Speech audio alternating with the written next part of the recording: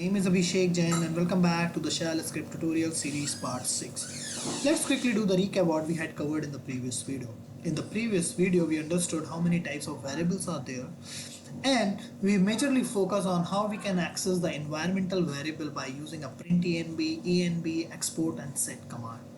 Now let's quickly define a topic which I wanted to cover in today's video. The very first thing which I wanted to cover is what is argument and how to pass arguments to any script through command line. Okay. The second thing we're gonna understand how can we access arguments within shell script. Then we're gonna see what all shell variables are there which get set by system for any running shell script and how to access them. So let's quickly jump into the demo part and see how we can pass the argument. So the very first thing which I wanted to tell you is what is argument. So let's quickly understand that with the demo. So let me just create a one shell script argument demo script.sh. Okay, and let me just so if you remember that in the previous video we defined one variable folder name and we just give some value. Let me just put this $1 here and let me just create this folder name, right? And let me just exit to C. So if I just save it and if I just make it executable, okay, and if I just run this argument. So if I just pass, let's say I want to create a folder with name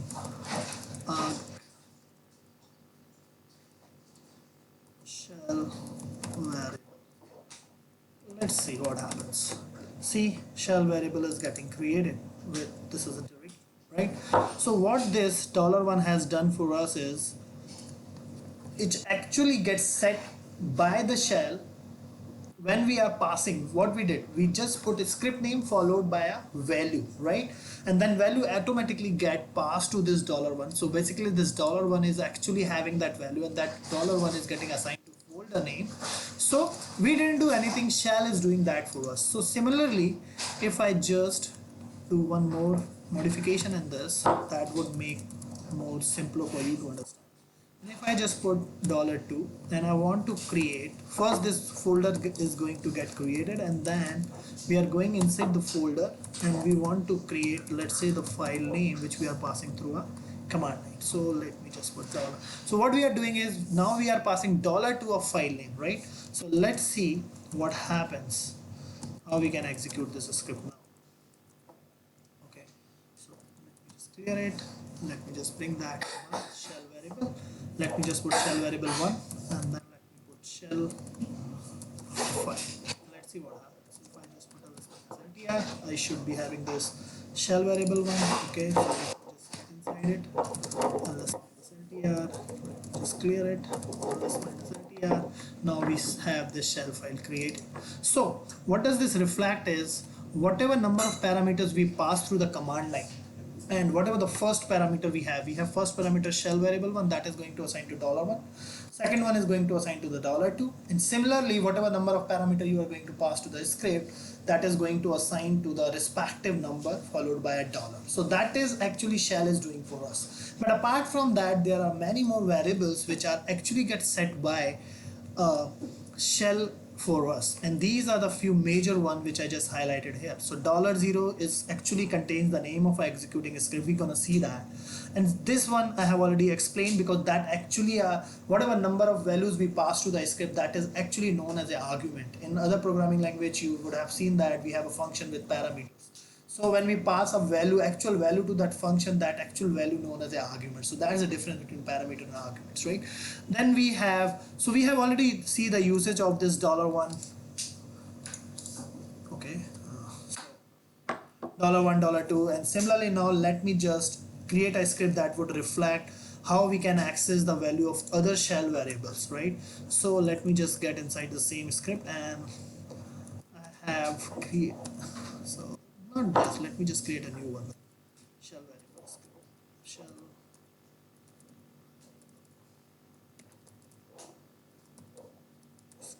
such. Okay, and I have already created a small script so that I can save some time and I can explain the things more. Okay, so if I just remove these things here. Okay, so as I mentioned, if I just go back to the shell, my presentation, $0 contains the name of executing a script. So let's see if I just put some more meaningful name here, executing a script name, and I'm just using this $0.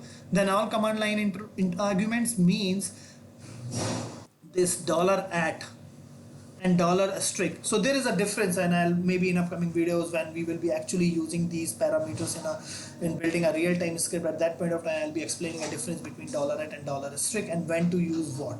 But I would highly recommend to start with always go for a $@ because that is more easier to understand, because $* actually makes our script more complicated. Then we have a $$ symbol, and this is the same which we have used in first or second video, where I mentioned that if you use a echo $, that actually gives the PID number for your shell. But this time, since we are running from the script, it is going to give the PID of the script which we are going to run, right? Then the return code, for return code, this $? Symbol actually give the return code of the last executed command, right? And then we have a $#. $# is really important because it contains the total number of passed argument, right? So if I save this, okay, and if I just make it executable, okay,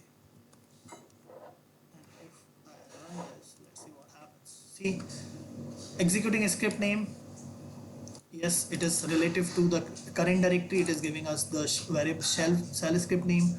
All command line arguments, we haven't passed anything, so we are not getting anything here, but we are getting a PID, right? But I did that intentionally so that we can just check, what happens when we give the parameter and what happens when we don't provide any parameter. Here you see the last return code is 0 because the last command has been executed successfully.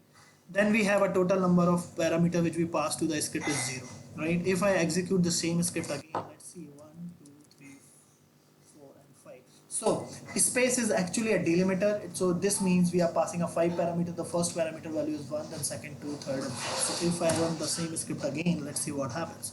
This time this part is correct.